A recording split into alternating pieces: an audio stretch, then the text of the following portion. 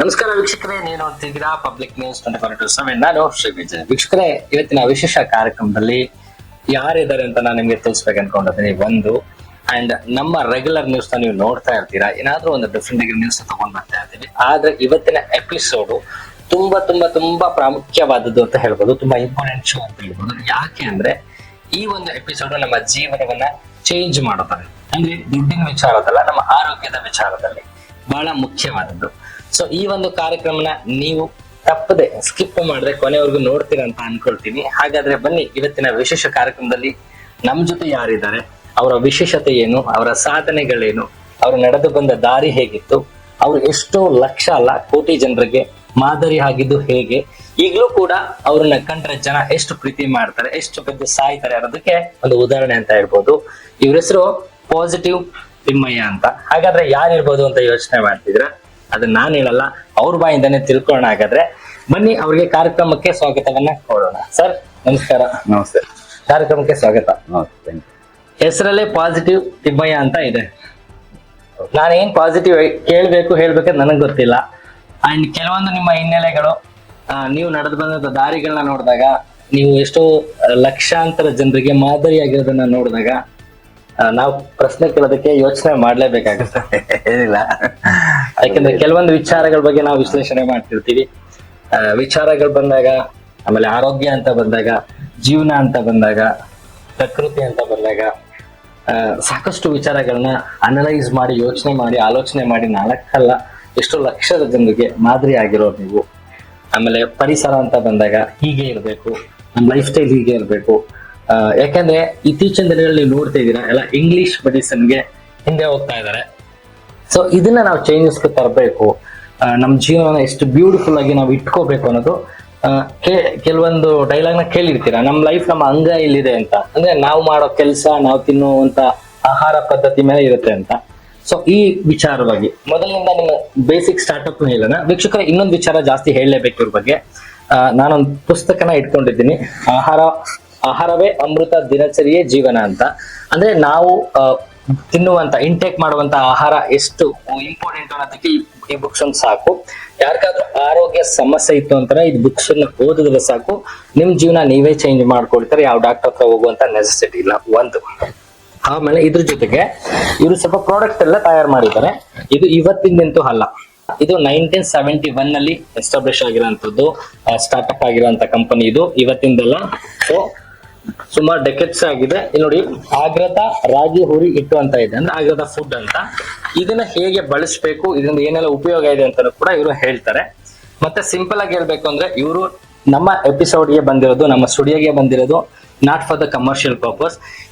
ಈ ಫುಡ್ ನ ಪ್ರಾಡಕ್ಟ್ ನ ಮಾರಿ ಜೀವನ ನಡೆಸಬೇಕು ಅನ್ನೋಂಥದ್ದು ಇವರಿಲ್ಲ. ಇದನ್ನ ಕಮರ್ಷಿಯಲ್ ಆಗಿ ಬಳಸಿ ಜೀವನ ಮಾಡಿ ಎಲ್ಲರಿಗೂ ರೀಚ್ ಮಾಡೋಂಥ ಉದ್ದೇಶನೂ ಇವರಿಲ್ಲ.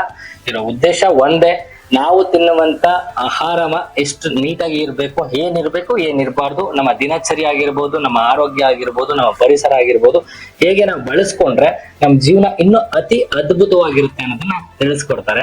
ಜಾಸ್ತಿ ನಾನು ಮಾತಾಡೋದು ಬೇಡ, ಅವ್ರನ್ನ ಪ್ರಾರಂಭ ಮಾಡೋಣ. ಸರ್, ಈ ಕಾರ್ಯಕ್ರಮದಲ್ಲಿ ಸೊ ನಿಮ್ಮ ಲೈಫ್ ಜರ್ನಿ ಹಿಂಗ್ ಸ್ಟಾರ್ಟ್ ಆಯ್ತು? 1971 ನಲ್ಲಿ ಕಂಪನಿನ ಸ್ಟಾರ್ಟ್ ಮಾಡ್ತೀರಾ, ನಿಮ್ಗೊಂದು ಥಾಟ್ ಪ್ರೊಸೆಸ್ ಇರುತ್ತೆ. ಯಾಕೆ ಸ್ಟಾರ್ಟ್ ಮಾಡ್ಬೇಕು ಅನ್ಸ್ಕೊಂಡು? ಮೊದಲನೇದು, ನಾನು ಇಷ್ಟೆಲ್ಲ ಲೈಟಿನ ಮಧ್ಯದಲ್ಲಿ ಕೂತಿರೋದು ಇದೇ ಮೊದಲು. ನಂದೇನಿದ್ರು ಫೀಲ್ಡ್ ಅಲ್ಲಿ ಕೆಲಸ, ಜಮೀನಲ್ಲಿ. ತುಂಬಾ ಧನ್ಯವಾದ, ನೀವು ಈ ಜಾಗ ನಾನು ಕೂರ್ಸಿದ್ದೀರಾ. ನಾವು ನಮ್ಮ ದಿನಚರಿಯನ್ನ ಹೇಗೆ ಸ್ಟಾರ್ಟ್ ಮಾಡಿದ್ವಿ ಅಂತ ಹೇಳಿದ್ರೆ, ನಮ್ಮ ಜೀವನವನ್ನ ನಾವೆಲ್ಲರೂ ರೈತಾಪಿ ಕುಟುಂಬದಿಂದ ಬಂದವ್ರೆ. ರೈತಾಪಿ ಕುಟುಂಬದಲ್ಲಿ ಬಂದಾಗ ಇವತ್ತಿನ ಸಮಸ್ಯೆ ಏನಿದೆಯೋ ಅದು ಅವತ್ತು ಇತ್ತು ಸಮಸ್ಯೆ. ಅದು ಸಾವಿರಾರು ವರ್ಷಗಳಿಂದ ಅದೊಂದು ಸಮಸ್ಯೆ ಇದೆ, ಅದು ಹಾಗೆ ನಿರಂತರವಾಗಿ ಮುಂದುವರಿತಾ ಇದೆ. ಎಲ್ಲಾ ತಂದೆ ತಾಯಿಗಳಿಗೂ ಈಗ ಏನು ಕೇಳ್ತಿದೆ, ನಮ್ಮ ರೈತರಿಗೆ ನಮ್ಮ ಮಕ್ಕಳನ್ನ ನಾವು ಪಟ್ಟಿಯವ್ರ ಕಷ್ಟ ಸಾಕು, ನಮ್ಮ ಮಕ್ಕಳನ್ನೆಲ್ಲ ತಗೊಂಡೋಗಿ ಬೇರೆ ಎಲ್ಲಾರು ಉದ್ಯೋಗ ಮಾಡ್ಲಿ, ಏನೋ ಒಂದು ಓದ್ಕೊಳ್ಳಿ ಅಂತೇಳಿ ಎಲ್ಲರೂ ಯಾವ ರೀತಿ ಇದ್ದಾರೋ ಅದೇ ರೀತಿನೂ ನಮ್ಮ ತಂದೆ ತಾಯಿಗೂ ಅದೊಂದು ಕನಸಿತ್ತು. ಯಾವಾಗ 1967, 68, 69 ಇದು ಬಂದಿತ್ತು. ಆಗ ನಮ್ಮನ್ನೆಲ್ಲ ತಗೊಂಡೋಗಿ ಯಾವ್ದೋ ಸ್ಕೂಲ್ ಗೀಲ್ಗಳು ಸೇರ್ಸಿದ್ರು. ನಮ್ಗೆಲ್ಲ ವಿದ್ಯೆ ಅಷ್ಟು ತಲೆಗೆ ಹತ್ತಲಿಲ್ಲ. ಯಾಕಂದ್ರೆ ಬೆಳಿಗ್ಗೆ ವ್ಯವಸಾಯ ಮಾಡೋದು, ಸ್ಕೂಲ್ ಹೋಗೋದು ಅಂದ್ರೆ ಅಷ್ಟು ಹೇಗೋ ಅಲ್ಪ ಸ್ವಲ್ಪ ಓದ್ಕೊಂಡು ನಾವೆಲ್ಲ ಏನ್ ಮಾಡ್ದೋ, ಮಲ್ಲಾಡಳ್ಳಿ ರಾಘವೇಂದ್ರ ಸ್ವಾಮಿಗೆ ಹತ್ರ ಯೋಗ ಸೇರಿದ್ರು. ಚಿತ್ರದುರ್ಗದಲ್ಲಿ ಮಲ್ಲಾಡಳ್ಳಿ ರಾಘವೇಂದ್ರ ಸ್ವಾಮಿಗೆ ಅಂತ ಎಲ್ಲರೂ ಕೇಳಿರ್ತೀವಿ. ಅವ್ರು ಯೋಗದ ಬಗ್ಗೆ ಇವತ್ತು ಕರ್ನಾಟಕದಲ್ಲಿ ಯೋಗ ಅಂತ ಏನಾದ್ರು ಇದ್ರೆ ಅದು ಮಲ್ಲಾಡಹಳ್ಳಿ ರಾಘವೇಂದ್ರ ಸ್ವಾಮೀಜಿ ಅವರು. ಯಾಕಂದ್ರೆ ಆ ಯೋಗ ಅಂದ್ರೆ ಹೇಗಿದೆ, ಅದು ಹೇಗೆ ನಡೀಬೇಕು ಮಾಡ್ಬೇಕು ಅನ್ನೋದನ್ನ ಮಾಡಿ ತೋರಿಸೋರು ಅವ್ರೆ. ಅವ್ರ ಫೌಂಡೇಶನ್ ಕೆಳಗಡೆ ಬಂದವರೆಲ್ಲ ಈ ಇತ್ತೀಚಿನ ದಿನದಲ್ಲೆಲ್ಲ ಅವರ ಇದರಲ್ಲಿ ಬಂದಿರೋರು. ಬಟ್ ಆ ರಾಘವೇಂದ್ರ ಸ್ವಾಮೀಜಿ ಅವರ ಒಂದು ಮೂಲ ಸಿದ್ಧಾಂತ ಏನಿತ್ತಂತಂದ್ರೆ, ನಮ್ಮ ಹತ್ರ ಯೋಗ ಕಲಿತು ನೀವೆಲ್ಲ ಹೋಗಿ ನಿಮ್ಮ ಗ್ರಾಮೀಣ ಪ್ರದೇಶದಲ್ಲಿ ನಿಮ್ಮ ಹಳ್ಳಿಯಲ್ಲಿ ಹೋಗಿ ಸೇವೆ ಮಾಡ್ಬೇಕು ಅಂತ ಇದ್ದಿದ್ರು. ಈಗ ಯಾರ್ಯಾರು ನೀವು ಘಟಾನುಘಟಿಗಳು ಯೋಗದಲ್ಲಿ ಯಾರ್ಯಾರು ಎಕ್ಸ್ಪರ್ಟ್ ಗುರುಗಳು ಯಾರ್ಯಾರು ಇದ್ದಾರೆ ಅವರೆಲ್ಲ ನಮ್ಮ ಜೊತೆಲಿ ಈಗ ನೀವು ನಾವು ಹೇಗೆ ಕೂತು ಮಾತಾಡ್ತಾ ಇದ್ದೀವೋ ಹಾಗೆ ನಾವು ಮಲ್ಲಾಡಹಳ್ಳಿ ರಾಘವೇಂದ್ರ ಸ್ವಾಮೀಜಿ ಅವ್ರ ಜೊತೆ ಇದ್ದವರು. ಆದ್ರೆ ಅವ್ರು ಹೇಳಿದ್ದು ಗ್ರಾಮೀಣ ಪ್ರದೇಶದಲ್ಲಿ ಹೋಗಿ ಅಂತ. ಗ್ರಾಮೀಣ ಪ್ರದೇಶಕ್ಕೆ ಬಂದವನು ನಾನು ಒಬ್ಬನೇ ಕಾಣ್ಬೋದು. ಈಗ ಬಾಕಿಯವರೆಲ್ಲ ನಗರದಲ್ಲಿ ದೊಡ್ಡ ದೊಡ್ಡ ಜಾಗರು ಸೇರಿದ್ದಾರೆ, ಇರ್ಲಿ. ಆಗ ನಮ್ಗೊಂದು ಕನಸು ಏನಿತ್ತು ಅಂತ ಹೇಳಿದ್ರೆ, ಆಯ್ತಪ್ಪ ನಾವೇನೋ ನಮ್ಮ ತಂದೆ ತಾಯಿಗಳು ಓದು ಅಂತ ಹೇಳಿದ್ರು, ಡಾಕ್ಟರ್ ಆಗ್ಲಿಲ್ಲ, ಇಂಜಿನಿಯರ್ ಆಗ್ಲಿಲ್ಲ, ಎಟ್ಲೀಸ್ಟ್ ಈ ತರ ಆದ್ರೂ ಹೇಳ್ಕೊಂಡು ಹೋಗಿ ಜನರನ್ನ ಸ್ವಲ್ಪ ರೀಚ್ ಆಗ್ಬೋದಲ್ಲ ಅಂತ ನಾವು ಕರ್ನಾಟಕದ ಮೂಲೆಯಲ್ಲಿ ಹೋಗಿ ಯೋಗ ತರಗತಿಯನ್ನು ನಡೆಸಕ್ಕೆ ಶುರು ಮಾಡ್ತಾ ಇದ್ವಿ. ಆ ಸಮಯದಲ್ಲಿ ನಮಗೆ ಬಂದಿದ್ದು ಒಂದು ಏನಪ್ಪಾ ಅಂದ್ರೆ, ಯಾವ ಆಸನ, ಯಾವ ಕಾಯಿಲೆಗೆ ಯಾವ ಆಸನ ಮಾಡ್ಬೇಕು ಅಂದಾಗ, ಅರೆ ಇದ್ರಲ್ಲಿ ಯಾಕೋ ನಮ್ಗೆ ಸರಿಯಾಗಿ ರಿಸಲ್ಟ್ ಸಿಗ್ತಾ ಇಲ್ವಲ್ಲ ಅಂತ ಅಂದಾಗ ನಮ್ಮಲ್ಲಿ ಆಹಾರ ಬದಲಾಗಿದೆ ಅಂತ ಗೊತ್ತಾಯ್ತು. ಆಹಾರವನ್ನ ನೀವು ಸರಿಯಾದ ಆಹಾರವನ್ನ ತಗೊಳ್ದೆ ನೀವು ಯೋಗ ಅಲ್ಲ ಲಾಗ ಹಾಕಿದ್ರು ವೇಸ್ಟ್. ನೀವು ಜಿಮ್, ಕುಸ್ತಿ, ಕರಾಟೆ ಇವೆಲ್ಲ ಬಿಟ್ಬಿಡಿ. ನೀವು ತಗೊಳ್ಳೋದು ಆಹಾರ, ನಿಮ್ಮ ಬಾಯಿಗೆ ಏನು ಕರೆಕ್ಟ್ ಆಗಿ ಹೋಗ್ತಾ ಇದೆಯೋ ಅದು ಸರಿಯಾಗಿ ಹೋಗ್ಬಿಟ್ರೆ ನಿಮ್ಮ ಮಲಮೂತ್ರವನ್ನ ಟೆಸ್ಟ್ ಮಾಡೋ ಅವಶ್ಯಕತೆ ಇಲ್ಲ. ಫಸ್ಟ್ ನಾವು ಸರಿ ಮಾಡ್ಕೊಳ್ಬೇಕಾಗಿದೆ ಯಾವುದು ಇಂಟೇಕ್. ಈ ಆಹಾರ ಎಲ್ಲಿಂದ ಬರ್ತಾ ಇದೆ? ನಮ್ಗೆ ಭೂಮಿಯಿಂದ ಬರ್ತಾ ಇದೆ.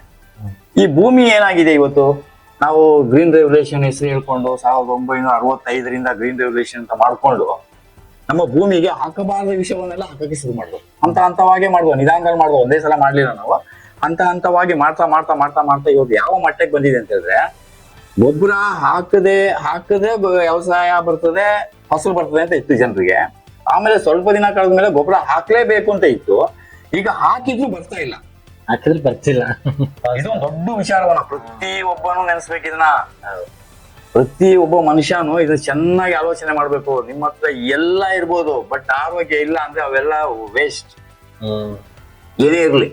ಅದಕ್ಕೆ ನಾನು ತುಂಬಾ ಜನ ನನ್ನ ಕ್ಲಾಸಲ್ಲಿ ಬಂದಾಗ ನಾನು ಪ್ರಶ್ನೆಗಳು ಕೇಳ್ತೀನಿ ಅವ್ರಿಗೆ. ನೋಡಿ ಚೆನ್ನಾಗಿ ಇದು ನಿಮ್ಮ ಮಾಧ್ಯಮದ ಮೂಲಕ ಅದು ಇನ್ನೂ ಹೆಚ್ಚಿನ ಜನರಿಗೆ ಅದು ರೀಚ್ ಆಗ್ಲಿ ಅಂತ ನಾನು ಒಂದ್ಸಲ ರಿಪೀಟ್ ಮಾಡಿ ಹೇಳ್ತೀನಿ. ಈಗ ನಿಮ್ಮ ಹತ್ರ ಒಂದು ಕಾರ್ ಇದೆಯಾ, ಒಂದು 0 ಹಾಕೊಳ್ಳಿ. ಒಂದು ಮನೆ ಇದೆಯಾ, 0 ಹಾಕೊಳ್ಳಿ. ಆಸ್ತಿ ಇದೆಯಾ, 0 ಹಾಕೊಳ್ಳಿ. ಉದ್ಯೋಗ ಇದೆಯಾ, 0 ಹಾಕೊಳ್ಳಿ. ಮದುವೆ ಆಗಿ ಮಕ್ಕಳು ಪತ್ನಿ ಇದ್ದಾರಾ, 0 ಹಾಕೊಳ್ಳಿ. ಬ್ಯಾಂಕ್ ಬ್ಯಾಲೆನ್ಸ್ ಇದೆಯಾ, 0 ಹಾಕೊಳ್ಳಿ. FD ಇದೆಯಾ, 0 ಹಾಕೊಳ್ಳಿ. ಒಂದು 8-10 0 ಆಗಿರ್ಬೋದಲ್ವಾ? ಇನ್ನು ನನ್ನ ಕಡೆಯಿಂದ ಒಂದು 5 ಫ್ರೀ ಆಗಿ ಕೊಡ್ತೇನೆ, ಇನ್ನೊಂದು 5 0 ಹಾಕೊಳ್ಳಿ. ಬೆಲೆ ಇದೆಯಾ? ಈ 0ಗಳಿಗೆ ಬೆಲೆ ಇದೆಯಾ? ಈ 0ಗಳಿಗೆ ಬೆಲೆ ಬರ್ಬೇಕಾದ್ರೆ ನಾವೇನ್ ಮಾಡ್ಬೇಕು, ಅದ್ರ ಮುಂದೆ ಒಂದು ಅಂಕಿಯನ್ನು ಹಾಕೋಬೇಕು. ಒಂದು ಅಂಕಿಯನ್ನು ಹಾಕಿದ ತಕ್ಷಣ ಏನಾಯ್ತು, ನೀವು ಮೊದಲು ಹಾಕಿ 0 ಸೇರಿದ್ರೆ ಎಲ್ಲದಕ್ಕೂ ರೇಟ್ ಬರಕ್ ಶುರುವಾಯ್ತು. ಹಾಗೆ ಈ 1 ಅನ್ನೋದೇ ನಿಮ್ದು ಆರೋಗ್ಯ. ಈ ಆರೋಗ್ಯ ಒಂದಿದ್ರೆ ನಿಮ್ಮ ಕಾರು, ಮನೆ, FD, ಬ್ಯಾಲೆನ್ಸ್, ಉದ್ಯೋಗ ಎಲ್ಲಕ್ಕೆ ಬೆಲೆ ಬರೋದು ಯಾವಾಗ? ಆರೋಗ್ಯ ಇರ್ಬೇಕು. ನೀವೇ ಯಾರಾದ್ರೂ ಟೆಸ್ಟ್ ಮಾಡಿ ಕೇಳಿ. ತಲೆನೋವು, ಜ್ವರ ಬಂದಾಗ ಯಾರಾದ್ರೂ ತಲೆ ಬಾಚಿಕೊಂಡು ಮುಖಕ್ಕೆ ಪೌಡರ್ ಹಾಕೊಂಡು ನೀವೇನಾದ್ರೂ ಹೋಗಿದ್ದೀರಾ? ಕನ್ನಡಿ ಮುಂದೆ ನಿಂತ್ಕೊಂಡು ನೋಡಿದೀರಾ? ಇಲ್ಲ. ಯಾಕೆ? ಆರೋಗ್ಯ ಇಲ್ಲ. ಅಂದ್ರೆ ಆರೋಗ್ಯದ ಮುಂದೆ ನಿಮ್ದು ಯಾವುದು ಇಲ್ಲ. ಅದಕ್ಕೆ ನಮ್ಮ ಪೂರ್ವಿಕರು ಹೇಳ್ತಾರೆ, ಘಟ ಇದ್ರೆ ಮಠ. ಈ ಘಟ ಚೆನ್ನಾಗಿದ್ರೆ 100 ಮಠವನ್ನ ನೀವು ಕಟ್ಬೋದು. ಇಲ್ಲ ನನಗೆ 10 ಸ್ವಾಮೀಜಿಗಳು ಗೊತ್ತು, 10 ಮಠ ಗೊತ್ತು ಅಂದ್ರೆ ನಿಮ್ಗೆ ಆರೋಗ್ಯನೇ ಸರಿ ಇಲ್ಲ, ನಿಮ್ದು ಡಯಾಲಿಸಿಸ್ ಅಲ್ಲಿ ಇದೆಯಾ, BP ಮಾತ್ರೆ ತಗೊಳ್ತಾ ಇದೆಯಾ, ಶುಗರ್ ಮಾತ್ರೆ ತಗೊಳ್ತಾ ಇದೆಯಾ ಅಂದ್ರೆ ನಿನ್ಗೆ ಮಠ ಕಟ್ಕೊಂಡು ಏನ್ ಮಾಡ್ತೀಯ ನೀನು?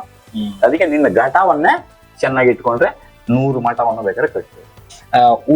ತಿನ್ನುವ ಊಟದಲ್ಲಾಗಿರ್ಬೋದು, ಬೆಳೆಯುವ ಊಟದಲ್ಲಾಗಿರ್ಬೋದು, ನಮ್ಮ ಪರಿಸರನ ಹೇಗೆ ಕಾಪಾಡ್ಕೋಬೇಕು, ದೇಹನ ಹೇಗೆ ಕಾಪಾಡ್ಕೋಬೇಕು, ಏನನ್ನ ತಿಂದ್ರೆ ಒಳ್ಳೇದಾಗತ್ತೆ, ಎಷ್ಟು ತಿಂದ್ರೆ ಒಳ್ಳೇದಾಗತ್ತೆ ಅನ್ನೋದು ತುಂಬಾ ಸ್ಪೆಷಲಿಸ್ಟ್. ಆಕ್ಚುಲಿ ನಾನು ಹೇಳೋದ್ಕಿಂತ ಅವ್ರ ಬಾಯಿನಲ್ಲೇ ಕೇಳ್ಕೊಳ್ಳೋಣ. ಸರಿ, ಈಗ ಉದಾಹರಣೆಗೆ ಈಗ ನಾವು ಇದು ಅಗ್ರತ ಅಂತ ಈ ಪೌಡರ್ ಮಾಡಿದ್ವಿ. ಇದು ಅಗ್ರತ. ಅಗ್ರತದಲ್ಲಿ ನಾವು ಇದನ್ನ ಆರೋಗ್ಯ ಸ್ಫೂರ್ತಿ ಅಂತ ಹೇಳ್ತೀವಿ, ಮಾಡಿದೀವಿ. ಇದನ್ನ ನಾವು ಇಲ್ಲಿ 96 ಧಾನ್ಯಗಳನ್ನ ಹಾಕಿರೋದನ್ನ ನೀವು ಯಾರು ಬೇಕಾದ್ರೂ ಇದನ್ನ 1 ಟೀ ಸ್ಪೂನ್ ತಗೊಂಡು, 1 ಟೀ ಸ್ಪೂನ್ ಅಷ್ಟು ಪೌಡರ್ ತಗೊಂಡು, ಅದು 1 ಟೀ ಸ್ಪೂನ್ ಪೌಡರ್ ತಗೊಂಡ್ರೆ 30 ಗ್ರಾಮೇ ಬರೋದು. 30 ಗ್ರಾಮೇ ಬರೋದು ಅದರಲ್ಲಿ. ಬೆಳಗ್ಗೆ ನೀವು ನಾಷ್ಟ ಮಾಡಕ್ ಮೊದಲು ಅದನ್ನ ತಣ್ಣೀರಲ್ಲಿ ಕಲಸ್ಬಿಟ್ಟು ಅದಕ್ಕೆ ಸ್ವಲ್ಪ ಬೆಲ್ಲ ಹಾಕಿ ಅದನ್ನ ಕುದಿಸಿ ಅದೊಂದು ಲೋಟಕ್ಕೆ ಸೋಸ್ಕೊಂಡು ಟೀ ಸ್ಪೂನ್ ತಗೊಂಡು ಒಂದು 20 ನಿಮಿಷ ನಿಧಾನದಲ್ಲಿ ಸಿಪ್ ಮಾಡಿ ಕುಡಿ. ತಿನ್ನೋದು ನಿಧಾನದಲ್ಲಿ ಒಂದು 20 ನಿಮಿಷ ತಗೊಂಡ್ರೆ 6 ಗಂಟೆವರೆಗೂ ಹೊಟ್ಟೆ ಹಸಿವಾಗಲ್ಲ. ಪುನಃ ನಿಮಗೆ ಬೇಕಾದ್ರೆ ಹೊಟ್ಟೆ ಹಸಿದಾಗ ಮಧ್ಯಾಹ್ನಕ್ಕೆ ಹೊಟ್ಟೆ ಹಸಿಯುತ್ತೆ, ಪುನಃ ಬೇಕಾದ್ರೆ ಇನ್ನೊಂದು ಸ್ಪೂನ್ ತಗೊಳ್ಳಿ. ನಾನು ಇದನ್ನ ಒಂದು 8 ವರ್ಷ ಬರೀ ಇದ್ರಲ್ಲೇ ಇದ್ದು ನನ್ನ ಜೀವನವನ್ನು ಸಾಧಿಸಿದ್ದೀನಿ. 8 ವರ್ಷ ಇದು ಬಿಟ್ಟು ಬೇರೆ ಏನನ್ನ ನಾನು ತಗೊಂಡಿಲ್ಲ. ಅದನ್ನ ತಗೊಂಡು ಮಧ್ಯಾಹ್ನ ಒಂದ್ಸಲ ತಗೊಂಡು ಸಾಯಂಕಾಲ ಒಂದ್ಸಲ, ಆಗ 100 ಗ್ರಾಮ್ ಸಾಕಾಯ್ತಲ್ವಾ? ಆ 100 ಗ್ರಾಮ್ ತಗೊಂಡಾಗ ಏನಾಗ್ತದೆ, ನಮ್ಮ ನಿದ್ರೇನು ಚೆನ್ನಾಗಿ ಬರುತ್ತೆ, ಕರಳಿನಲ್ಲಿರುವಂತ ಟಾಕ್ಸಿನ್ ಎಲ್ಲ ಕಲ್ಮಶ ಕಂಪ್ಲೀಟ್ ಹೊರಗಡೆ ಬರುತ್ತೆ, ನಿಮ್ಗೆ ಲೈಟ್ ವೆಯ್ಟ್ ಆಗ್ತದೆ. ಆಮೇಲೆ ನಾವೆಲ್ಲ ಈಗ ಗ್ಯಾಸ್ ರೇಟ್ ಆಯ್ತು ಅಂತ ಹೇಳ್ತೀವಲ್ಲ, ಇದು ಮಾಡೋದ್ರಿಂದ ಏನಂದ್ರೆ ಗ್ಯಾಸ್ ಎಷ್ಟೋ ಉಳಿಯುತ್ತೆ. ಆಮೇಲೆ ಎರಡನೇದು ಎಷ್ಟೋ ಹಾಸ್ಪಿಟಲ್ಗಳು ಮುಚ್ಚುವಂತ ಸ್ಥಿತಿ ಬರುತ್ತೆ. ಹೌದು. ಮತ್ತೆ ದೇಹದ ತೂಕ ಹೇಗೆ ಕಡಿಮೆ ಆಗುತ್ತೆ ಅಂದ್ರೆ ತಿಂಗಳಿಗೆ ಒಂದು 3 ರಿಂದ 5 kg ಆಟೋಮೆಟಿಕ್ ತಾನಾಗೇ ಕರ್ಕೊಂಡು ಬರುತ್ತೆ. ಮತ್ತೆ ಇದು ಒಂದು ದೇಹಕ್ಕೆ ಒಂದು ಒಳ್ಳೆ ಎನರ್ಜಿ ಕೊಡ್ತದೆ. ಅದಕ್ಕೆ ನಾವು ಇದಕ್ಕೆ ಆರೋಗ್ಯ ಸ್ಫೂರ್ತಿ ಅಂತ ಹೆಸರಿಟ್ಟಿದ್ದೀವಿ. ಅಗ್ರತ ಅನ್ನೋ ಇದರಲ್ಲಿ ನಾವು ಇದನ್ನ ಮಾಡ್ತಾ ಇದೀವಿ. ಅದೇ ರೀತಿ ರಾಗಿ ಹುರಿ ಹಿಟ್ಟು ಮಾಡಿದೀವಿ. ಆಮೇಲೆ ಇದನ್ನ ನಾವು ಇವಾಗ ಈ ಇದರಲ್ಲಿ ಹುಣಸೆ ಬೀಜ, ತುಂಬಾ ಜನ ಹುಣಸೆ ಬೀಜನ ಬಿಸಾಕ್ತಾರೆ. ಇಟ್ಸ್ ವೆರಿ ಇಂಪಾರ್ಟೆಂಟ್ ಇದು ನನಗೆ. ಇದೇನಂತಂದ್ರೆ ಬೇಕಾದ್ರೆ ನಾನು ಇದನ್ನ ಬೇಕಾದ್ರೆ ಒಂದು 1000 ಜನರಿಗೆ ಬೇಕಾದ್ರೆ ಇದನ್ನ ಉಚಿತವಾಗಿ ಕೊಟ್ಟು ಪ್ರಯೋಗ ಮಾಡಕ್ ನಾನು ತಯಾರಿದ್ದೀನಿ. ಯಾಕಂತ ಹೇಳಿದ್ರೆ ಇವತ್ತೆಲ್ಲ ಈ ಪಾನ್ ಪರಾಗ ಅನ್ಸ್ ಹಾಕೊಂಡು ತುಂಬಾ ಜನ ಬಾಯಲ್ಲಿ ಹಾಕೊಂಡು ಆರೋಗ್ಯವನ್ನು ಕೆಡಿಸ್ಕೊಳ್ತಾ ಇದ್ದಾರೆ. ಅವ್ರಿಗೆಲ್ಲ ಚಟಗಳು ಬಿಡಬೇಕಾದ್ರೆ ಇದನ್ನ ಈ ಹುಣಸೆ ಬೀಜವನ್ನ ಬಾಯಲ್ಲಿ ಹಾಕೊಂಡ್ರೆ ಒಂದ್ 2 ಗಂಟೆ 3 ಗಂಟೆ ಏನಾಗ್ತಂದ್ರೆ ಅವ್ರಿಗೆ ಸಲವೆಲ್ಲ ಉತ್ಪತ್ತಿ ಆಗ್ತದೆ. ಈಗ ಎಷ್ಟೋ ಜನರಿಗೆ ಸಲವ ಉತ್ಪತ್ತಿ ಆಗೋದೇ ಗೊತ್ತಿಲ್ಲ. ಅದಕ್ಕೂ ತುಂಬಾ ಇದು ಅನುಕೂಲ ಆಗುತ್ತೆ. ಆಮೇಲೆ ಅದನ್ನ ತಿಂದಾಗ ಮೆಗ್ನೀಷಿಯಂ ಮತ್ತೆ ಪೊಟ್ಯಾಷಿಯಂ ಹುಣಸೆ ಬೀಜದಲ್ಲಿ ಯಥೇಚ್ಛ ಇದೆ. ನಾವ್ ಹೇಳ್ತೀವಿ ಯಾವುದೋ ಮೇಲ್ಗಡೆ ಹಣ್ಣು, ಯಾರೂ ಕೂಡ ಅಷ್ಟೇ, ಅನೇಕ ಹಣ್ಣುಗಳಲ್ಲಿ ನೀವು ಮೇಲೆ ಹಣ್ಣು ತಿನ್ನದಿದ್ರು ಪರವಾಗಿಲ್ಲ, ಅದ್ರ ಒಳಗೆ ಬೀಜವನ್ನ ತಿನ್ನಿ. It's very very important. Papaya ಹಣ್ಣು ತಿನ್ನೋದ್ರ ಜೊತೆಗೆ ಬೀಜವನ್ನ ಮಿಕ್ಸ್ ಮಾಡಿ ತಿನ್ಬಿಡಿ. ನೀವು ಪಪ್ಪಾಯ ಹಣ್ಣಿಗಿಂತ ಬೀಜಕ್ಕೆ ಹೆಚ್ಚು ಶಕ್ತಿ. ಹುಣಸೆ ಹಣ್ಣು ಇವತ್ತು ತುಂಬಾ ಜನರಿಗೆ ಜಾಯಿಂಟ್ ಪೇನ್ ಬರೋ ಕಾರಣ ಏನಪ್ಪಾ ಅಂದ್ರೆ ಇವತ್ತು ಟೊಮೆಟೊ ಒಂದು, ಎರಡನೇ ಟೊಮೆಟೊ ನಮ್ದು ಅಲ್ವೇ ಅಲ್ಲ, ಅದಕ್ಕೆ ಮೊದಲು ಇದ್ದಿದೆ ನಮ್ಗೆ ಹುಣಸೆ ಹಣ್ಣು. ಹುಣಸೆ ಹಣ್ಣನ್ನ ಎಲ್ಲರೂ ಸಾಂಬಾರ್ಗೆ ಬಳಸಿ ಮತ್ತೆ ಅದ್ರ ಒಳಗಿರೋ ಬೀಜವನ್ನ ನಾವೆಲ್ಲರೂ ಬಿಸಾಕ್ತಾ ಇದ್ದೋ. ಇವತ್ತು ಆ ಬೀಜಕ್ಕೆ ಎಂತ ವ್ಯಾಲ್ಯೂ ಬಂದಿದೆ ಅಂದ್ರೆ ಇವತ್ತು ಜಾಯಿಂಟ್ ಪೇನ್ಗೆ ವೈದ್ಯರುಗಳೇ ಅದನ್ನ ತಿಂದು ನಮ್ಗೆ ಹೇಳ್ತಾ ಇದ್ದಾರೆ ಇದು ಬಹಳ ಅದ್ಭುತವಾಗಿದೆ. ಬಟ್ ಕೆಲವರೆಲ್ಲ ಹೇಳ್ತಾರೆ ಇದನ್ನ ಮಾರ್ಕೆಟ್ ಬಿಡಬೇಡಿ, ಯಾಕಂದ್ರೆ ಬಿಟ್ರೆ ಅನೇಕ ವೈದ್ಯರು ಕೆಲಸ ಹೋಗ್ಬಿಡ್ತದೆ. ಅಷ್ಟು ಪವರ್ಫುಲ್ ಆಗಿದೆ ಇದು. ಈ ಹುಣಸೆ ಬೀಜವನ್ನ ದಿನಕ್ಕೆ ಒಂದ್ ಎರಡೆರಡು ಬೀಜವನ್ನ ಬಾಯಿಗೆ ಹಾಕೊಂಡು ಸಾಕು. ಪೊಟ್ಯಾಷಿಯಂ ಮತ್ತೆ ಮೆಗ್ನೀಷಿಯಂ. ನೀವು ಬೇಕಾದ್ರೆ ಹುಣಸೆ ಹಣ್ಣಿನ ಬಗ್ಗೆ ಏನಿದೆ ಅಂತ ಕೂಡ ಯೂಟ್ಯೂಬ್ ಅಲ್ಲಿ ಸರ್ಚ್ ಮಾಡಿದ್ರೆ ನಿಮ್ಗೆ ಗೊತ್ತಾಗ್ಬಿಡುತ್ತೆ. ಬಟ್ ಅದೆಲ್ಲ ಮಾಡಿದ್ದಾರೆ, ನಮ್ಗೆ ಅದನ್ನ ಬಳಸಕ್ ಟೈಮ್ ಇಲ್ಲ. ಅದಕ್ಕೂ ನಾವು ಇದನ್ನ ರೆಡಿ ಮಾಡಿ ಇಟ್ಟಿದೀವಿ. ಇದೆಲ್ಲ ಬೇಕಾದ್ರೆ ಇದನ್ನ ಹುರಿದು ಇದು ಮಾಡ್ಕೊಳ್ಳೋ ಮೆಥಡ್ ಹೇಳ್ತೀನಿ ಕೇಳಿ. ನಾವು ಯಾವ್ದನ್ನು ನಾನು ಇಲ್ಲಿ ಯಾವ್ದು ನಮ್ ಬ್ರ್ಯಾಂಡ್ ಇದು ನಮ್ ಸೀಕ್ರೆಟ್ ಅಂತ ಎಲ್ಲೂ ಮುಚ್ಚಿಡಲ್ಲ, ಎಲ್ಲವನ್ನ ಬಿಚ್ಚಿಡೋದೆ. ಇಲ್ಲಿ ನಾವು ಒಂದ್ ತಿಳ್ಕೊಳ್ಳಿ, ಈ ಭೂಮಿ ಮೇಲೆ ನಾವು ಅನುಕೂಲಕ್ಕೆ ನೀವು ಎಷ್ಟೇ ಆಸ್ತಿ ಸಂಪಾದನೆ ಮಾಡಿದ್ರು ತುಂಬಾ ಜನರಿಗೆ ನಾನು ಹೇಳ್ತೀನಿ, ಮಕ್ಕಳಿಗೆ ಹೆಂಡತಿ ಮಕ್ಕಳಿಗೆ ಲಿಮಿಟ್ ಆಗಿ ಇಡಿ. ನಿಮ್ಗೆ ಅವ್ರಿಗೆ ಎಷ್ಟೇ ಮಾಡ್ಕೊಟ್ರು ಸಾಕು ಅಂತ ಬರೋದಿಲ್ಲ ಅವ್ರ ಮನಸ್ಸಲ್ಲಿ. ಹೆಂಡತಿ ಮಕ್ಕಳಿಗೆ ನೀವು ಎಷ್ಟೇ ಮಾಡಿಯಪ್ಪ ಅವ್ರಿಗೆ ಸಾಕು ಅನ್ನಲ್ಲ. ಬಟ್ ಅವ್ರಿಗೆ ಮಾಡ್ಕೊಡ್ಬೇಕು ಒಂದ್ ಸ್ವಲ್ಪ ಮಾಡ್ಕೊಡಿ. ಬಾಕಿ ಇರೋದನ್ನೆಲ್ಲ ಸಮಾಜಕ್ಕೆ ವಿನಿಯೋಗಿಸಿ. ಎಷ್ಟೋ ವೃದ್ಧಾಶ್ರಮ ಇದೆ, ಎಷ್ಟೋ ಅನಾಥಾಶ್ರಮ ಇದೆ, ಅಲ್ಲಿ ಹೋಗ್ಕೊಡಿ. ಅವಿನ್ನೂ ದುಡ್ಡು ಇರೋದ್ಯಾ, ಕಾಡು ಜಾಗ ಖಾಲಿ ಬೇಕಾದಷ್ಟು ಇದೆ, ಅಲ್ಲಿ ಮರಗಳು ನಡಿ. ಮರಗಳು ಅಂತ ಹೇಳಿದ್ರೆ ತ್ಯಾಗದ ಮರ ಗಂಧದ ಮರ ನಡೋದಲ್ಲ. ಅದೆಲ್ಲ ಮರದ್ರೆ ಅದನ್ನ ಒಂದಿನ ಕಮರ್ಷಿಯಲ್ ಕಟ್ ಮಾಡಿ ಹಾಕೋತಾರೆ ನೋಡಿ. ಅರಳಿ ಮರ ನಡಿ, ಆಲದ ಮರ ನಡಿ, ಹೊಂಗೆ ಮರ ನಡಿ, ಆಮೇಲೆ ಬಿಲ್ಪತ್ರೆ ಮರ ನಡಿ, ಬೀದರ್ ನಡಿ. ಇದನ್ನ ಯಾರು ಕೂಡ ಕಟ್ ಮಾಡಿ ಮಾರ್ಕೊಳಲ್ಲ. ಯಾಕಂದ್ರೆ ಅದಕ್ಕೆಲ್ಲ ದೇವ್ರದ್ದು ಸೃಷ್ಟಿ ಮಾಡ್ಬಿಟ್ಟಿದ್ದಾರೆ. ಅರಳಿ ಮರ ದೇವ್ರು ಕಟ್ ಮಾಡಲ್ಲ, ಆಲದ ಮರ ದೇವ್ರು ಕಟ್ ಮಾಡಲ್ಲ, ಹೊಂಗೆ ಮರ ಅದ್ ಯಾವ್ದಕ್ಕೂ ಟಿಂಬರ್ ಬರಲ್ಲ, ಹಾಗೆ ಇರುತ್ತೆ. ಇವೆಲ್ಲ ಪ್ರಕೃತಿಯಲ್ಲಿ ಪರಿಸರದಲ್ಲಿ ಇದ್ದು ಅದು ಒಳ್ಳೆ ಆಮ್ಲಜನಕವನ್ನು ಕೊಟ್ಟಾಗ ಅದನ್ನ ನಾವು ಸೇವಿಸಿದಾಗ ಆ ಪುಣ್ಯದ ಒಂದು ಭಾಗ ನಮ್ಗೆ ಬರುತ್ತೆ. ಸಲ್ಮಾನ್ ತಿನ್ಮಾಕ 114 ವರ್ಷ ಬದುಕಿರ್ಬೇಕಾದ್ರೆ ಆ ಮಾಡಿದ ಪುಣ್ಯದ ಕೆಲಸದಿಂದ ಬಂದಂತ ಆಕ್ಸಿಜನ್ ಜನ ಕುಡಿದು ಅವರ ಬ್ಲೆಸ್ಸಿಂಗ್ಸ್, ಅವರ ದುಡ್ಡಿನ ಶಕ್ತಿ. ಈಗ ಎಷ್ಟೋ ಜನ ತುಂಬಾ ದುಡ್ಡು ಇಟ್ಕೊಂಡಿರ್ತಾರೆ, 60 ವರ್ಷ 70 ವರ್ಷ 40 ವರ್ಷಕ್ಕೆಲ್ಲ ಸತ್ತೋಗ್ತಾರೆ. ಕಾರಣ ಏನು? ಅವರ ದುಡ್ಡನ್ನ ಅವ್ರು ಒಳ್ಳೇದಕ್ಕೆ ಬಳಸಿರಲ್ಲ. ಅವರ ದುಡ್ಡು ಮತ್ತೆ ಅವ್ರ ಎನರ್ಜಿಯನ್ನ ಒಳ್ಳೇದಕ್ಕೆ ಬಳಸಿದಾಗ, ಪರಿಸರಕ್ಕೆ ಬಳಸಿದಾಗ ಅದೇನಾಗ್ತದೆ ಅವ್ರಿಗೆ ಅದರಿಂದ ಪ್ಲಸ್ ಆ ಪಾಸಿಟಿವ್ ಆ ವೈಬ್ರೇಷನ್ ಇರ್ಬೇಕು ಯಾವಾಗ್ಲೂ ಅಷ್ಟೇ. ಎಲ್ಲೋ ಒಂದ್ ಕಡೆ ಗಾಡಿ ಪಾರ್ಕಿಂಗ್ ಮಾಡಿರ್ತೀವಿ, ಒಂದ್ ಹೋಟ್ಲಿಗೆ ಹೋಗಿ ಒಂದ್ ಕಾಫಿಗೆ 10 ರೂಪಾಯಿ ಕಾಫಿಗೆ 20 ರೂಪಾಯಿ 50 ರೂಪಾಯಿ ಕುಡಿತೀವಲ್ಲ ನಾವು. ಅದೇ ಇಲ್ಲಿ ನಮ್ ಕಾರ್ನ ಕಾಯ್ಕೊಂಡಿದ್ದ ಒಬ್ಬ ಸೆಕ್ಯೂರಿಟಿಗೆ ನೀವು 5 ರೂಪಾಯಿ ಕೊಟ್ರೆ ಒಂದ್ ಗಳಿಗೆ ಒಂದ್ ಮುಖ ಅವ್ನ ಖುಷಿ ಅರಳುತ್ತದಲ್ವಾ, ಆ ಬ್ಲೆಸ್ಸಿಂಗ್ಸ್ ನಾವು ಸಂಪಾದನೆ ಮಾಡ್ತೀವಿ. ಹಾಗೆ ಪರಿಸರಕ್ಕೆ ಎಷ್ಟಾಗ್ತದೆ ಅಷ್ಟು ಸೇವೆ ಮಾಡಿ. ಹಾಗೆ ನಮ್ಮ ಈ ಉತ್ಪನ್ನದಲ್ಲಿ ಕಷಾಯ ಮಾಡಿದೀವಿ, ಆಮೇಲೆ ಹಲ್ ಪೌಡರ್ ಮಾಡಿದೀವಿ. ಹಲ್ ಪೌಡರ್ನ ಏನಿಲ್ಲ ದಂತ ಪಂಜರ್ ಮಾಡಿದೀವಿ. ಮತ್ತೆ ಇದನ್ನೆಲ್ಲ ಏನಪ್ಪಾ ಅಂದ್ರೆ ಹುಣಸೆ ಬೀಜವನ್ನ ಮಾಡೋದನ್ನ ಮೆಥಡ್ ಹೇಳ್ತೀವಿ. ಇದನ್ನ ಕ್ಲೀನ್ ಆಗಿ ನೀವೇನ್ ಮಾಡ್ಬೇಕಂದ್ರೆ ಎಲ್ಲ ಕ್ಲೀನ್ ಮಾಡ್ಕೋಬೇಕು ಬೀಜವನ್ನ. ಆಮೇಲೆ ಅದನ್ನ ಲೈಟ್ ಆಗಿ ಹುರ್ಕೋಬೇಕು. ಹುರ್ಕೊಂಡು ಅದನ್ನ ನೀರಲ್ಲಿ ಉಣಿ ಹಾಕ್ಬೇಕು. ಈ 12 ಗಂಟೆ ಆದ್ಮೇಲೆ ಅದ್ರ ಮೇಲೆ ಇರೋ ಸಿಪ್ಪೆ ಎಲ್ಲ ಹೊರಗಡೆ ಬಂದ್ಬಿಡುತ್ತೆ. ಅದನ್ನ ಕ್ಲೀನ್ ಆಗಿ ತೆಗೆದು ನೆರಳಲ್ಲಿ ಒಣಗಿಸಿ ಆಮೇಲೆ ಇದನ್ನ ರಾಕ್ ಸಾಲ್ಟ್ ಅಲ್ಲಿ 24 ಗಂಟೆ ಮುಳುಗಿಸಿಡ್ಬೇಕು. ಮುಳುಗಿಸಿಟ್ಟು ಆಮೇಲೆ ಅದನ್ನ ಪುನಃ ತೆಗೆದು ಬಿಸಿಲಿಗೆ ಹಾಕಿದ್ರೆ ನಿಮ್ಗೆ ಈ ಬೀಜ 2 ವರ್ಷ ಕೆಡಲ್ಲ. 2 ವರ್ಷ ಕೆಡಲ್ಲ. ನೀವು ಈ ತರ ಸೀಲ್ ಮಾಡಿ ಇಟ್ಕೊಂಡ್ರೆ 2 ವರ್ಷವರೆಗೂ ಇದನ್ನ ಬಳಸ್ಬೋದು. ಹಾಗೆ ಮಿಲೆಟ್ಸ್ ಪೌಡರ್ ಅಷ್ಟೇ, ಯಾವ್ದು ಮೊಳಕೆ ಬರ್ತದೆ ಅದನ್ನೆಲ್ಲ ಮೊಳಕೆ ಬರಿಸ್ಬೋದು. ಆಮೇಲೆ ಅದನ್ನೆಲ್ಲ ಏನ್ ಮಾಡ್ಬೇಕಂದ್ರೆ ನೀವು ಚೆನ್ನಾಗಿ ಅದನ್ನ ನೆರಳಲ್ಲಿ ಒಣಗಿಸಿ ಆಮೇಲೆ ಒಂದು 5 ನಿಮಿಷ ಬಿಸಿಲಲ್ಲಿ ಒಣಗಿಸಿ ಲೈಟ್ ಆಗಿ ಇದು ಮಡಿಕೆಯಲ್ಲಿ ಕುಡಿಬೇಕು. ಎಲ್ಲರೂ ಹೇಳ್ತಾರೆ ನಮ್ಗೆ 5,000 kg ಕುಡಿ, 10,000 kg ಕುಡಿ, ಕೊಡಕ್ ಆಗಲ್ಲ. ಡೌಟ್ಸ್ ಇಲ್ಲ. ವೀಕ್ಷಕರೇ ನೋಡಿದ್ರಲ್ಲ, ಸೊ ನಾನು ಅವಾಗಲೇ ಹೇಳಿದೆ, ಪಾಸಿಟಿವ್ ತಿಮ್ಮಯ್ಯ ಅವರ ಕಲ್ಪನೆ, thought process, ideology it's very simple. ಹೇಳ್ಬೇಕಂದ್ರೆ ಅವರ ಬಗ್ಗೆ ತೋರಿಸಿದ್ರು, ಅವರೇ ತಯಾರು ಮಾಡಿದಂತ ಆಗಿರುತ್ತ ಫುಡ್ ಇವ್ರ ಹತ್ರ ಇರುತ್ತೆ.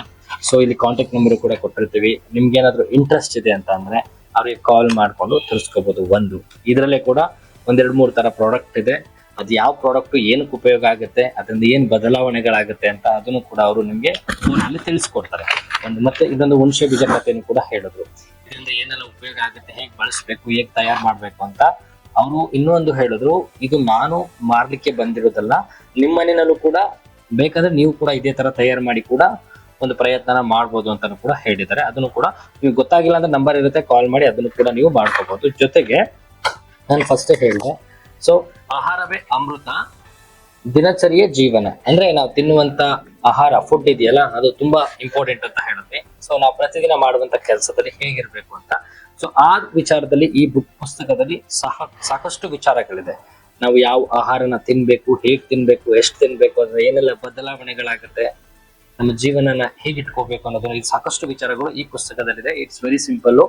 ಈ ಬುಕ್ಸ್ ಬೇಕು ಅಂತಂದ್ರೆ ನೀವು ಇಲ್ಲಿ ಕಾಂಟ್ಯಾಕ್ಟ್ ನಂಬರ್ ಇರುತ್ತೆ, ಕಾಲ್ ಮಾಡಿದ್ರೆ ಅದು ಕೂಡ ಅವರು ಸಹಾಯ ಮಾಡ್ತಾರೆ. ಆಲ್ರೆಡಿ ಅವ್ರು ತುಂಬಾ ಲಕ್ಷಾಂತರ ಜನಕ್ಕೆ ನಾನು ಅವಾಗಲೇ ಹೇಳಿದೆ ಮಾಡಿದ್ದಾರೆ. ಮತ್ತೆ ಈಗಲೂ ಕೂಡ ಥ್ರೂ ಕರ್ನಾಟಕ ಹೋಗ್ತಾ ಇರ್ತಾರೆ. ಸಾಕಷ್ಟು ಜಿಲ್ಲೆಗಳಿಗೆ, ತಾಲೂಕುಗಳಿಗೆ, ಹೋಬಳಿಗಳಿಗೆ, ಗ್ರಾಮಗಳಿಗೆ ಹೋಗಿ ಸಾಕಷ್ಟು ಜನರಿಗೆ ಕೃಷಿ ಹೇಗ್ ಮಾಡ್ಬೇಕು, ಇದರಿಂದ ಹೇಗೆ ಬೆಳೆ ತೆಗಿಬೇಕು, ಜಮೀನಲ್ಲಿ ಬೆಳೆ ಬರ್ತಾ ಇಲ್ಲ ಅಂದ್ರೆ ಅದಕ್ಕೆ ಏನ್ ಕೆಲಸ ಮಾಡ್ಬೇಕು, ಆ ಪ್ರೊಸೆಸ್ ಹೇಗಿರುತ್ತೆ, ಅದನ್ನ ಸಾಕಷ್ಟು ತಿಳ್ಕೊಂಡಿದ್ದಾರೆ. ಅದ್ರ ಬಗ್ಗೆ ಗೈಡ್ ಮಾಡ್ತಾರೆ. ತುಂಬಾ ಕಮರ್ಷಿಯಲ್ ಅಂತೂ ಇಲ್ಲ ಅವರು. ಅವರ ಉದ್ದೇಶ ಇಟ್ಸ್ ವೆರಿ ಸಿಂಪಲ್. ಪ್ರತಿಯೊಬ್ಬರ ಮನೇಲಿ ಒಂದು ತೋಟ ಇರಬೇಕು, ಅವರು ರೈತ ಆಗಿರ್ಬೇಕು, ಅವ್ರು ಏನಾದ್ರು ಬೆಳೀತಾ ಇರಬೇಕು, ಅವ್ರ ಕಾಲ ಮೇಲೆ ಅವ್ರು ನಿಂತ್ಕೋಬೇಕು. ಮತ್ತೆ ರೈತರು ಬರೀ ಬೆಳೆ ಬೆಳೆಯೋದಕ್ಕೆ ಸೀಮಿತರಾಗಬಾರ್ದು, ಜೊತೆಗೆ ಬೆಳೆನೂ ಬೆಳಿಬೇಕು, ಮತ್ತೆ ವ್ಯಾಪಾರಸ್ಥರು ಕೂಡ ಅವರೇ ಆಗ್ಬೇಕು ಅನ್ನೋದೇ ಅವ್ರ ಉದ್ದೇಶ. ಯಾಕೆಂದ್ರೆ ಇತ್ತೀಚೆಗೆ ಕಮರ್ಷಿಯಲ್ ಆಗ್ಬಿಟ್ಟಿದೆ. ರೈತರು ಕಷ್ಟಪಟ್ಟು ಬೆಳೆದಿರೋಂತ ಬೆಳೆಗಳು ಸಿಗಲ್ಲ. ರೈತರ ಹತ್ರ 10 ರೂಪಾಯಿ ಕೆಜಿ ತಗೊಂಡ್ರೆ ಅಲ್ಲಿಗೆ 50 ರೂಪಾಯಿ ಕೆಜಿ ಮಾಡ್ತಿರ್ತಾರೆ. ಇಲ್ಲಿ ಲಾಸು ರೈತರಿಗೆ ಆಗ್ತಿರ್ತಾರೆ. ರೈತರು ಲೈಫ್ ಚೇಂಜ್ ಆಗ್ತಿರಲ್ಲ. ಸೊ ನಾವು ರೈತರು ನಮ್ಮ ಭಾರತದ ಬೆನ್ನೆಲುಬು ಅಂತ ಹೇಳ್ತೀವಿ. ಅವ್ರಿಲ್ಲ ಅಂದ್ರೆ ನಾವು ಇವತ್ತು ಊಟ ಮಾಡ್ಲಿಕ್ಕೆ ಆಗಲ್ಲ. ಸೊ ಅವ್ರಿಗೆ ನಾವು ರೆಸ್ಪೆಕ್ಟ್ ಕೊಡ್ಬೇಕು, ಅವ್ರಿಗೆ ಸಹಾಯ ಮಾಡ್ಬೇಕು, ಅವ್ರ ಮೇಲ್ ಬರ್ಬೇಕು ಅನ್ನೋದೇ ಇವರ ಒಂದು ಕನಸು ಅಂತ ಹೇಳ್ಬೋದು. ಸೊ ಇಷ್ಟು ಸಾಕಷ್ಟು ವಿಚಾರಗಳನ್ನ ತಲೆಯಲ್ಲಿ ಇಟ್ಕೊಂಡು ಈ ಒಂದು ಎಪಿಸೋಡ್ ನ ಮಾಡಿದ್ವಿ. ಇವ್ರ ಬಗ್ಗೆ ಸಾಕಷ್ಟು ವಿಚಾರಗಳು ಬೇಕು ಅಂದ್ರೆ ಗೂಗಲ್ ನ ಸರ್ಚ್ ಮಾಡಿದ್ರೆ ಸಾಕು, ಪಾಸಿಟಿವ್ ತಿಮ್ಮಯ್ಯ ಅಂದ್ರೆ ಸಾಕಷ್ಟು ವಿಡಿಯೋಗಳನ್ನ ನೋಡ್ಬೋದು, ಸಾಕಷ್ಟು ವಿಚಾರಗಳು ಸಿಗುತ್ತೆ. ಈ ಒಂದು ಕಾರ್ಯಕ್ರಮದಲ್ಲಿ ಇಷ್ಟು ವಿಚಾರಗಳನ್ನ ನಾವು ಹೇಳಿದ್ವಿ. ಮತ್ತೆ ಎಲ್ಲ ಆಹಾರ ಉತ್ಪನ್ನಕಾರರಿಗೆ ನಾನು ಒಂದು ರಿಕ್ವೆಸ್ಟ್, ನೀವು ಏನೇ ಆಹಾರ ಉತ್ಪನ್ನ ಮಾಡಿ ವ್ಯಾಪಾರ ದೃಷ್ಟಿಯಿಂದ ಮಾಡ್ಕೊಳ್ಳಿ, ಸೇವಾ ಮನೋಭಾವದಿಂದ ಮಾಡಿ. ಮತ್ತೆ ಅದರಲ್ಲಿ ಶುದ್ಧತೆಯನ್ನು ಕಾಪಾಡ್ಕೊಳ್ಳಿ. Very very important. ಶುದ್ಧತೆಯನ್ನು ಕಾಪಾಡ್ಕೊಳ್ಳಿ. ಮತ್ತೆ ಅದರದ ಕ್ವಾಲಿಟಿಯನ್ನ ಎಲ್ಲೂ ಕೆಲ್ಸಕ್ಕೆ ಹೋಗ್ಬೇಡಿ. ಆಮೇಲೆ ಅದನ್ನ ನೀವು ತಿನ್ನೋ ತರ ಇದೆಯಾ ಅಂದ್ರೆ ಮಾತ್ರ ನೀವು ತಯಾರು ಮಾಡಿ. ಈಗ ಎಷ್ಟೋ ಮನೆಗೆ ನಾನು ಹೋದ್ರೆ ಆರೋಗ್ಯ ಸ್ಫೂರ್ತಿಯನ್ನು ನನಗೆ ಮಾಡಿ ಕೊಡ್ತಾರೆ, ನಾನು ಕುಡಿದ್ದೀನಿ. ಯಾಕೆಂತ ಹೇಳಿದ್ರೆ ಅದು ನನಗೆ ಗೊತ್ತಿದೆ, ಅದು ನಾನು ಆರೋಗ್ಯ ಸ್ಫೂರ್ತಿ ನಾನು ಕುಡಿಬೋದು ಅಂತ. ಇನ್ನು ಎಷ್ಟೋ ಜನ ತಾವು ತಯಾರು ಮಾಡುವ ಆಹಾರವನ್ನ ಟೇಸ್ಟ್ ನೋಡಲ್ಲ. ಕೇಳಿಸ್ಕೊಂಡ್ರಲ್ಲ ವೀಕ್ಷಕರೇ. ಸೊ ನಾವು ಗಿವ್ ಅಂಡ್ ಟೇಕ್ ಪಾಲಿಸಿ ಅಂತ ಹೇಳ್ತೀವಿ. ನಾವು ಮಾಡೋ ಕೆಲಸ ನಮಗೆ ರಿಫ್ಲೆಕ್ಷನ್ ಆಗುತ್ತೆ. ಸಮಾಜದಲ್ಲಿ ನಾವು ಎಷ್ಟು ಪ್ರೀತಿ ಮಾಡ್ತೀವಿ ಆ ಪ್ರೀತಿ ನಮಗೆ ಸಿಗುತ್ತೆ, ದ್ವೇಷಿಸಿದ್ರೆ ದ್ವೇಷ ಸಿಗುತ್ತೆ. ಹಾಗೆ ಒಳ್ಳೇದನ್ನ ಮಾಡೋಣ, ಒಳ್ಳೇದನ್ನ ಬಯಸೋಣ ಅನ್ನೋದೇ ಅವರ ಉದ್ದೇಶ. ಈ ಕಾರ್ಯಕ್ರಮದಲ್ಲಿ ನಾನು ಅವಾಗಲೇ ಹೇಳಿದೆ, ಅವ್ರ ಹತ್ರ ಇರುವಂತಹ ಒಂದು 3-4 ಪ್ರಾಡಕ್ಟ್ ಇರುತ್ತೆ, ಒಂದು ಬುಕ್ಸ್ ಇರುತ್ತೆ. ಸೊ ನಿಮ್ಗೆ ಯಾವಾಗಾದ್ರೂ ಬೇಕು ಅಂತಂದ್ರೆ ನಂಬರ್ ಇರುತ್ತೆ, ಕಾಲ್ ಮಾಡಿ ಅವ್ರ ಹತ್ರ ಮಾತನಾಡಬಹುದು. ಸಜೆಷನ್ಸ್ ಕೂಡ ಕೊಡ್ತಾರೆ, ಆರೋಗ್ಯದ ಬಗ್ಗೆ ಸಲಹೆಗಳನ್ನು ಕೂಡ ಕೊಡ್ತಾರೆ, ಉಪಯೋಗಿಸ್ಕೋಬಹುದು. ನಿಮ್ಮ ಸುತ್ತಮುತ್ತಲಿರುವಂತ ಸ್ನೇಹಿತರಾಗಿರ್ಬೋದು, ಫ್ರೆಂಡ್ಸ್ ಆಗಿರ್ಬೋದು, ನೆಂಟರಾಗಿರ್ಬೋದು, ಯಾರಿಗಾದ್ರೂ ತೋಟ ಮಾಡ್ಬೇಕು, ಕೃಷಿ ಬಗ್ಗೆ ಏನಾದ್ರು ವಿಚಾರಗಳು ಬೇಕು ಅಂದ್ರೆ ಅವ್ರಿಗೆ ಕಾಲ್ ಮಾಡಿ ಅದು ಕೂಡ ಸಜೆಷನ್ ಕೊಡ್ತಾರೆ. ಸೊ ನಿಮ್ಮ ಮುಂದೆನೆ ಅವರು ಡೈರೆಕ್ಟ್ ಆಗಿ ಕಮರ್ಷಿಯಲ್ ಮ್ಯಾನ್ ಅಲ್ಲ, ಅವರು ಸಿಂಪಲ್ ಮ್ಯಾನು. ಯಾವತ್ತು ಏನಾದ್ರೂ ಒಂದು ಒಳ್ಳೇದನ್ನ ಬಯಸ್ಕೊಂಡು ಬರೋ ಅಂತವ್ರು. ಸೊ ಸಾಕಷ್ಟು ಆಲ್ರೆಡಿ ಮಾಡಿದ್ದಾರೆ, ನೋಡಿದಿರಾ. ಏನೇ ಇದ್ರು ಅವ್ರಿಗೆ ಕಾಲ್ ಮಾಡಿ ಕೂಡ ಮಾತನಾಡ್ಕೋಬಹುದು. ಸರ್, ಈ ಒಂದು ಕಾರ್ಯಕ್ರಮಕ್ಕೆ ಭಾಗವಹಿಸಿ ನಿಮ್ಮಲ್ಲಿದ್ದಂತ ಎಷ್ಟೋ ವಿಚಾರಗಳನ್ನ ನಮ್ಮ ವೀಕ್ಷಕರಿಗೆ ನಮಗೆ ತಲುಪಿಸಿದ್ರಿ. ಆಹಾರದ ಬಗ್ಗೆ, ಕೃಷಿ ಬಗ್ಗೆ, ಜೀವನದ ಬಗ್ಗೆ ಪ್ರತಿಯೊಂದನ್ನು ಕೂಡ ಹಂತವಾಗಿ ನಾವು ಎಷ್ಟು ನೀಟಾಗಿ ಇಟ್ಕೊಳ್ತೀವಿ, ಅದ್ರ ಮೇಲೆ ನಮ್ಮ ಜೀವನ ಅಷ್ಟು ಖುಷಿಯಾಗಿರುತ್ತೆ ಅನ್ನೋದನ್ನ ತಿಳಿಸ್ಕೊಟ್ರಿ. ಸೊ ನಮ್ಮ ಕಾರ್ಯಕ್ರಮಕ್ಕೆ ಬಂದು ಒಂದು ಅರ್ಥಮೂಲ್ಯವಾದಂತಹ ಸಮಯನ ಕೊಟ್ಟಿದ್ದಕ್ಕೆ ತುಂಬಾನೇ thanks sir. Thank you so much. ನಿಮಗೆ ತುಂಬಾ ಧನ್ಯವಾದ. ಮತ್ತೆ ನಿಮ್ಮ ಹಿಂಬದಿಯಲ್ಲಿ ಎಲ್ಲ ಸಿಬ್ಬಂದಿಗೆ ಧನ್ಯವಾದ. ಇದು ಒಳ್ಳೆ ರೀತಿಯಲ್ಲಿ ಬೆಳೀಲಿ, ಎಲ್ಲರ ಇದ್ರೂ ಸಾಕಾಗಿ. ನನಗಿಂತ ಹೆಚ್ಚು ಜನ ಇದ್ದಾರೆ, ಅವ್ರಿಗೂ ಒಂದೊಂದು ದಿನ ಒಂದೊಂದು ಅವಕಾಶ ಮಾಡಿಕೊಡಿ. ನಿಮ್ಗೆ ಇಲ್ಲಿ ಕರ್ಸಿ ನಾನು ಬಂದ ನನಗೊಂದು ಅವಕಾಶ ಸಿಕ್ಕಿದೆ. ತುಂಬಾ ಧನ್ಯವಾದ. ಮತ್ತಷ್ಟು ಸುದ್ದಿಗಳಿಗಾಗಿ ನೋಡ್ತಾ ಇರಿ ಪಬ್ಲಿಕ್ ನ್ಯೂಸ್ 24x7. ಇದು ಸತ್ಯದ ಧ್ವನಿ.